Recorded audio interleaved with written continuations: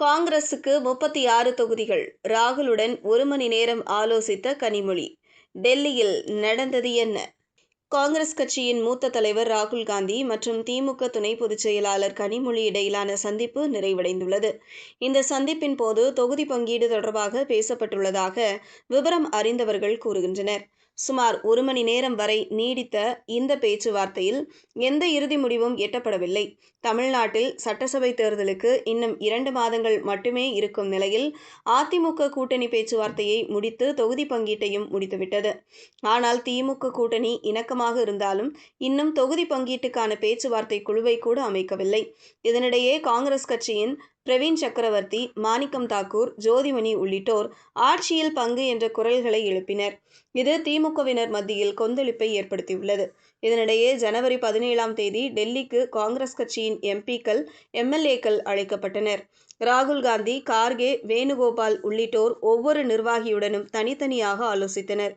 இறுதியாக கூட்டணி குறித்து பொதுவெளியில் பேசக்கூடாது என்று காங்கிரஸ் நிர்வாகிகளுக்கு ராகுல் காந்தி உத்தரவிட்டார். இந்த நிலையில் தமிழக காங்கிரஸ் தேர்தல் பொறுப்பாளர் கிரிஷ் சோடங்கர் பேசுகையில், கூட்டணி பேச்சுவார்த்தை தொடர்பாக திமுகவின் பதிலுக்கு 2 மாதங்களாக காத்திருக்கிறோம். கூட்டணி பேச்சு இதுவரை தொடங்கப்படவில்லை. தேர்தலுக்கு இன்னும் சில காலமே இருக்கிறது. திமுக தரப்பில் இருந்து ஏன் இவ்வளவு தாமதம் என்று தெரியவில்லை என்று கூறியிருந்தார். இதனால் திமுக வேண்டுமென்றே தாமதம் செய்வதாக சிலர் குற்றம் சாட்டத் தொடங்கினர். இந்த நிலையில் காங்கிரஸ் கட்சியுடனான கூட்டணி பேச்சுவார்த்தையை திமுக இன்று தொடங்கியிருக்கிறது.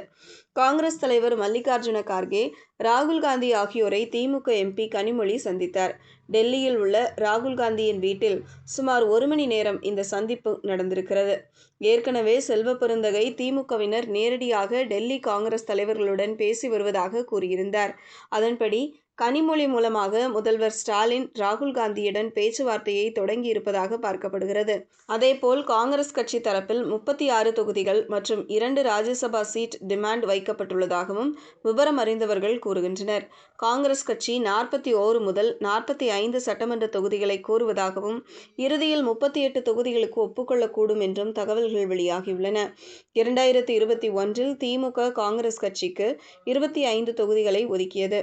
ஆனால் இப்போது அந்த எண்ணிக்கையை விட கூடுதலாக 2 முதல் 5 தொகுதிகளை மட்டுமே ஒதுக்க திமுக ரெடியாக இருக்கிறது.